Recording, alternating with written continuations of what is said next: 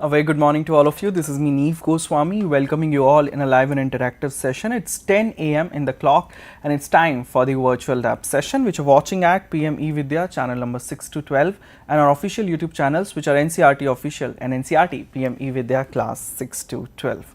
Today we bring grade 6th subject science, and the topic that we are going to demonstrate in the studio is demonstration of simulation on the process of filtration. Okay, so let me give you a brief of virtual labs. What are these virtual labs? So basically virtual labs are a space or a web portal where you can perform the experiments with the help of simulation. For these labs you don't need any dedicated physical space, plus at your pace you can learn anything at your convenience. And what we are going to discuss in today's session, I've already told you the topic. So to elaborate this, I'm having as an expert in the studio Dr. Anjana Bhardwaj, who is an academic consultant at CIET NCERT New Delhi. Ma'am, a very warm welcome. Thank you. Okay, so before we proceed this session with Anjana ma'am, here I want to introduce our sign language interpreter, whom you can see just beside me in another box, who is Madhu. Madhu, a very warm welcome to this 10 a.m. virtual lab session.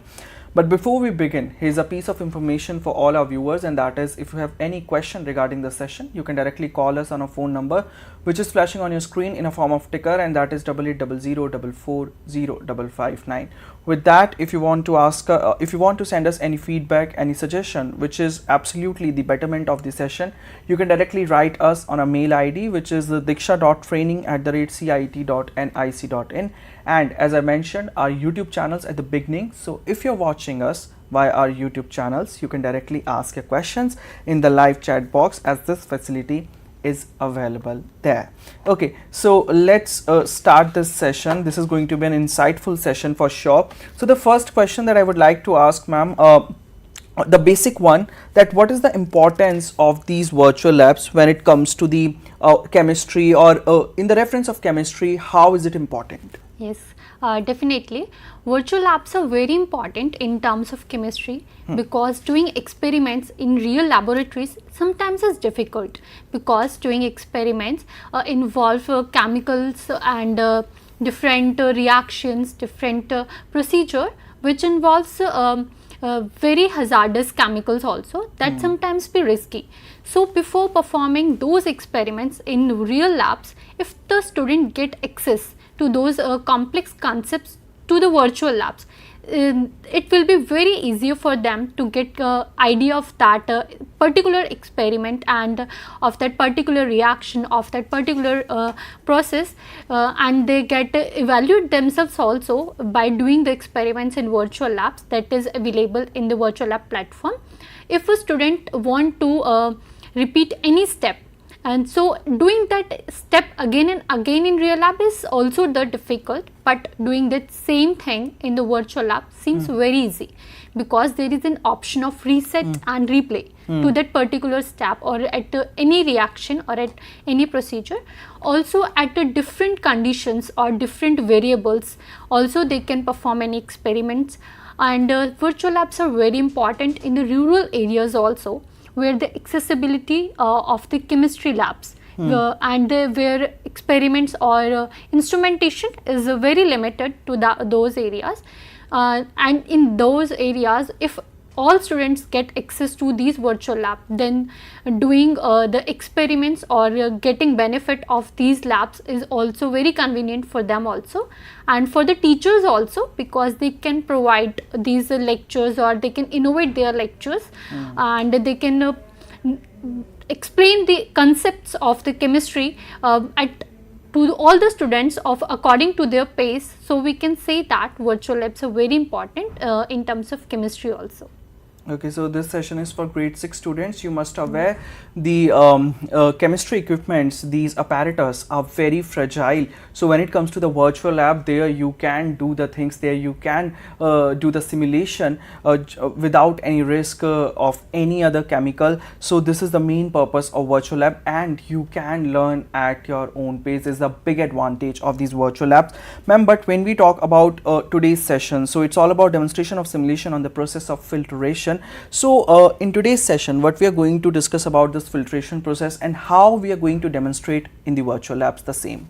Yes, definitely. I'll tell you. First, I will discuss about today's topic, that is the process of filtration. How the different mixtures, like we can say that homogeneous, heterogeneous mixtures. First, we will discuss about what are the homogeneous mixtures. Homogeneous mixtures are those when we dissolve like sugar in water, it get completely dissolved. That is homogeneous mixture. Okay. But when we discuss about sand in water, then it will not completely dissolve in the water. It will get settled down at the bottom. So that is the heterogeneous mixture. And for heterogeneous mixture, we will refer the process of filtration. When we get there is a filter paper, and according to the pore size of the filter paper, when we filter out the here sand works as the solute and the water works as solvent. When we dissolve sand in the water, it gets heterogeneous mixture, and when we filter out, then the sand gets stick onto the surface of the filter paper, and water get filter out, and that is called the filtrate.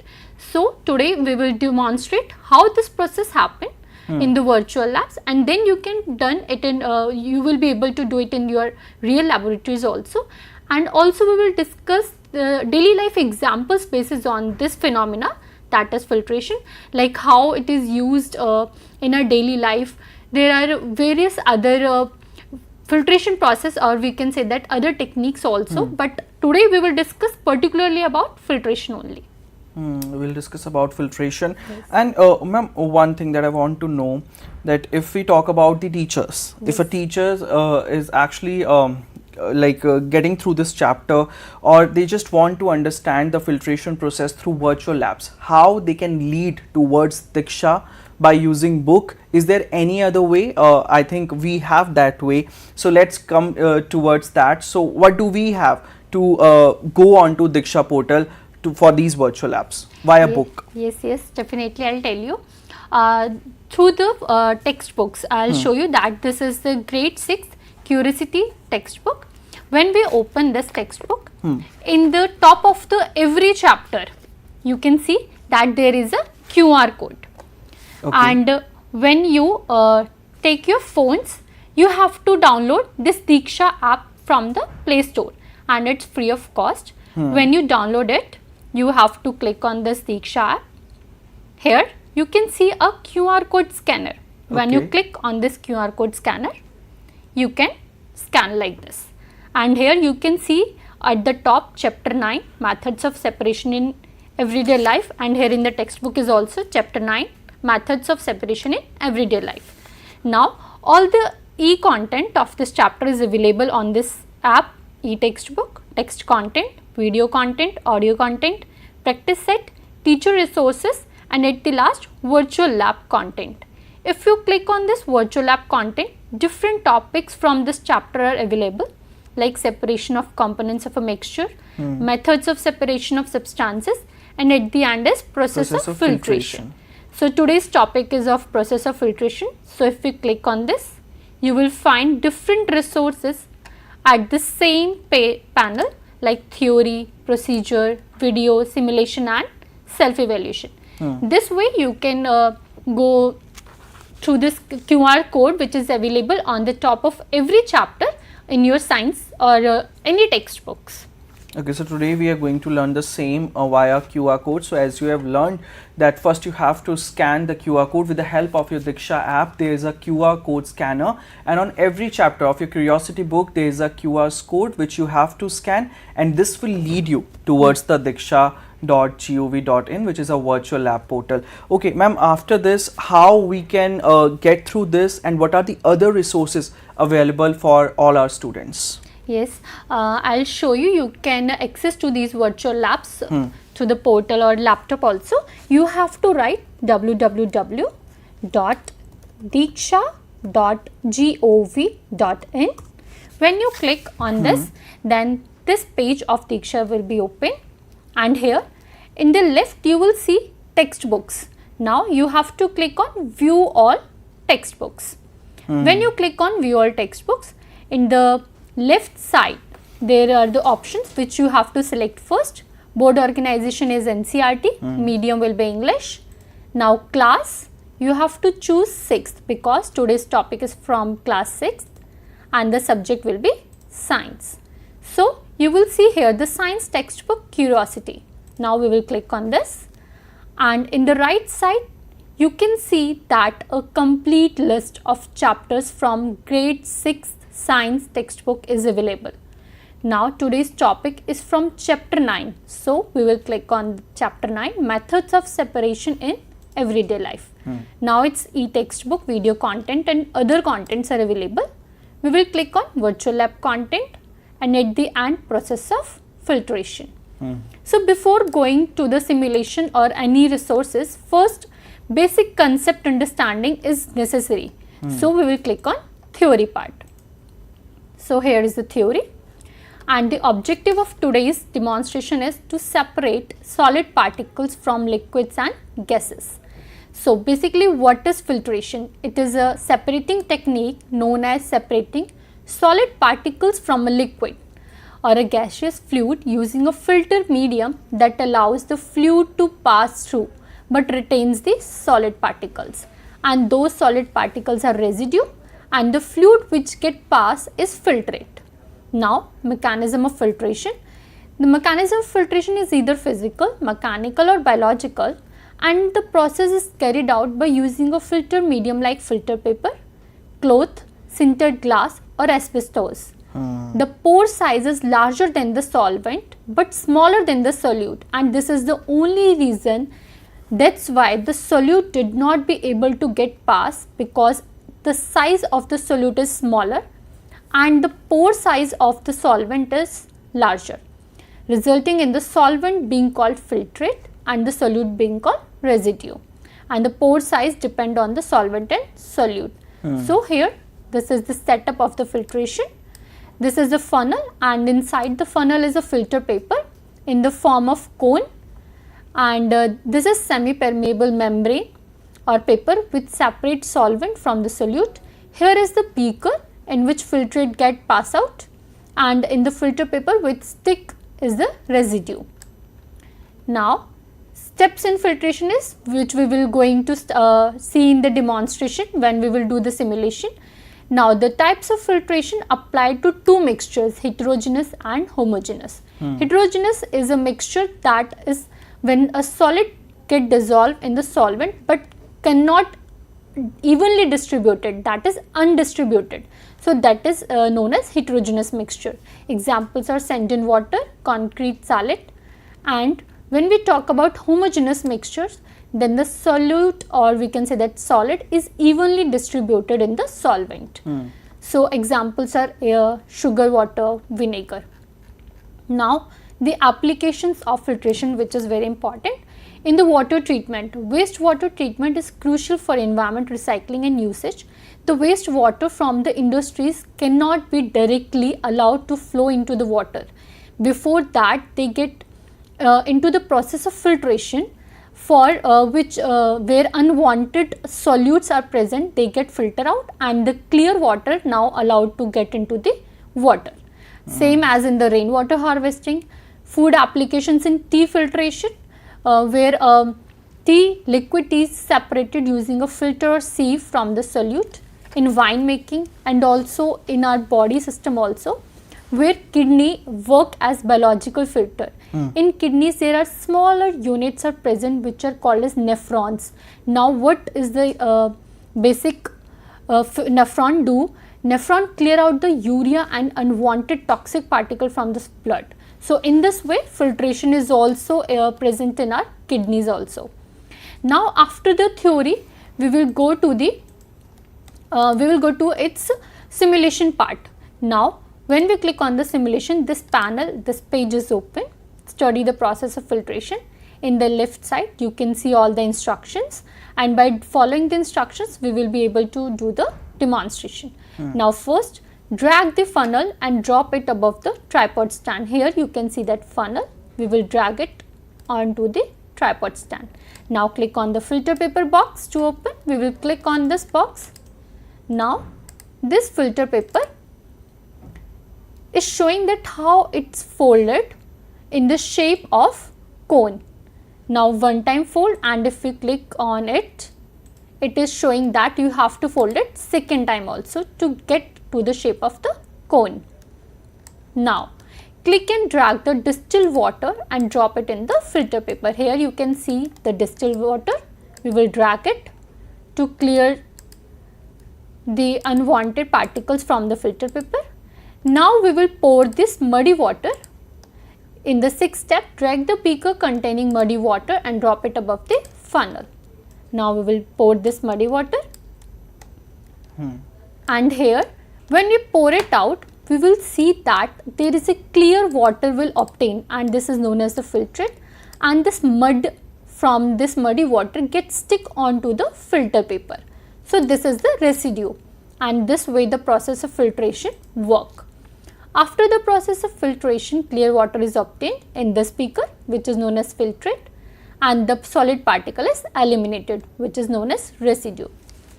This is the basic demonstration of this study the process of filtration. We will reset it also if we want to repeat it again or want to clear the any step again. Here we can reset it also. So this way the simulation works. Now after the simulation, if we want to get self-evaluate ourselves, so there is a self-evaluation resource is also available with that of the simulation. So we will click on this self-evaluation.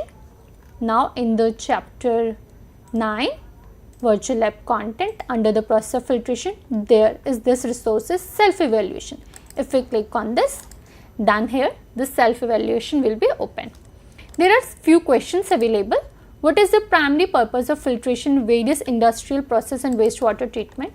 Now if we click on any question, any answer, it will show that the correct one is with green and the wrong one is with red. What is the purpose of using filter paper in filtration?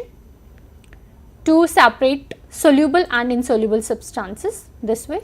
Now I'll click the randomly answers. So I can show you that at the end there is marking is also available. The score is also available, and at the same time you will get the feedback of your answers also, that which is the correct answer and which is the wrong answer if you click on the wrong one. Okay. And at the end you will get all the feedback at the same page, that what answers you have been done and what are the correct one. And by checking that list, you can repeat that again also, self-evaluate yourself again also, and go through to the theory and procedure or any other resources also. This way, here the score is being seen 2 out of 10. If you want to retry, you can retry it also, and if you want to see the solutions of every question, you can see the solution list also. So you can go through the video also, procedure also if you want to go. So these are the all the resources of this process of filtration, which is available at the same page, and all the resources. So how easy it is, how convenient, and most important, how interesting. We learn filtration at just at very ease, how we use that paper and distilled water, and how we separate that water from sand. And ma'am, one thing that out of curiosity that I just want to know, we talked about homogeneous and heterogeneous. Milk as a solute in water, that is also heterogeneous. No. When we dissolve milk or into the water, it get completely dissolved. It will be completely dissolved. Yes, yes. Okay, that's a homogeneous. Homogeneous mixture. Okay, so ma'am, when we talk about the significance and the real life example of this demonstration, so what it would be and how student can understand actually the real life usage of this thing. Yes, I have already explained some real life examples related to this procedure, to the filtration, that it is used in the process of filtering out the mud from the water, sand from the water, and also if we talk about homogeneous mixtures, then the filtration will not work for that, evaporation will work for that.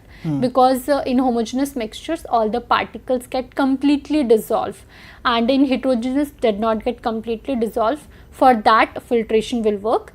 And in kidneys also, and in car engines, we can say that in car engines there is a filtration mechanism, because the air is mixed, already a mixture of unwanted solute and we can say that solid particles. So that if a car can absorb them, then it will get affect the speed, or we can say the average of the car. So in car engines also there is a mechanism of filtration. In smoke industries also, where the smoke get effluent out from the industries, there in the chimneys also there is a filtration, where the unwanted or solute particles get first filtered out, and then the clear air will get evolved out into the environment. So these are some of the daily life examples, or in our environment in where the filtration mechanism was working out. These are some real life examples which you can observe in your surrounding. But ma'am, as an academician, what do you think is its importance for teachers, and how does it help them? Yes, of course, virtual labs are important for teachers as well, as teachers can integrate these virtual labs into their lesson plan, into their teaching mechanism, and innovate their lectures very beautifully. Because it's sometimes difficult for teachers also to understand, or to make to understand the complex concepts of science or chemistry to the students is very difficult. So when they integrate these virtual labs into their lessons, they can beautifully explain the mechanism or the reaction of the chemistry to the students. Also in the rural areas, they provide equal accessibility to all the students, and where students get learn at their own pace, and they can get feasible to these virtual labs, where they cannot be provided with the real labs. So we can say that for teachers as well, the virtual labs are very important. For teachers, for educators, for students, these virtual labs are revolutionary. These are important. But ma'am, as we are wrapping up this session, we are on a verge to wrap up this one. So your closure remark on virtual labs, how is it important for chemistry, and what is its usage, and in a coming few years, how do we see these virtual labs altogether? Yes, most importantly I want to say that the virtual labs are not the replacement of real laboratories. They are just providing additional support to the real labs. Before performing to the real laboratories, with the help of virtual lab, they can understand the concepts very beautifully, very clearly, and make their understanding very engagingly. So also the virtual lab build a gap in between the theory and practice. We can say that the students get learning by doing concept very clearly. So when students get able to do the experiments by themselves, and by then apply those practicals to their real laboratories, that will comes out with a beautiful understanding. So we can say that virtual labs are very important for science and for all other subjects also. Absolutely, these virtual labs are not any substitute of real lab. That real lab hand-on experience is something else. But before that, you can prepare yourself with the help of these virtual labs. Thank you so much, ma'am, for this insightful session, and for all the information that you actually distributed in between our students of grade 6. And with this, I would like to thank our sign language interpreter Madhu, whom you can see on your screen. Thank you so much, Madhu, for being here for this entire session. But after this session, we have a lot for you on NCERT official on this entire day. Let's take a look by schedule. Okay, so now we'll meet you at 11 a.m. just after half an hour after this session for E-Jadui Pitara. Then we'll meet you at 12 p.m. for grade 9 science, where the topic is exploring mixtures and their separation. At 2 p.m. we'll bring grade 3rd Urdu, where the chapter is Bhalai. At 2:30 p.m. we'll bring for you grade 3rd Hindi. The chapter is Cheeti. At 3 p.m. we'll have grade 4th The World Around Us subject, and the chapter is Nature Trail. At 3:30 p.m. we'll have grade 4th English. The chapter is Maheshwar. 4 to 5 p.m. this will be our 1 hour online training program, where we are going to talk about Anukuli Patcharya Evam Shikshan Adhigam.